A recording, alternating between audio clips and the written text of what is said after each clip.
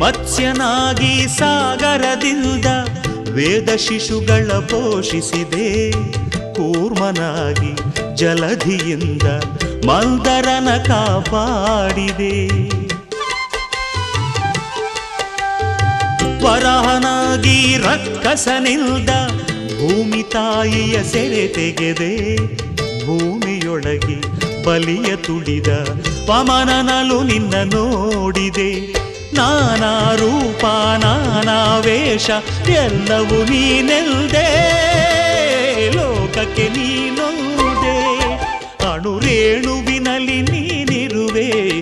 ಭಜರೆ ಭಜರೆ ಬಾಬಾ ತೃಣ ಮಾತ್ರನು ನಾನಾಗಿರುವೆ. ಜಯದೇ ಜಯದೇ ಬಾಬಾ.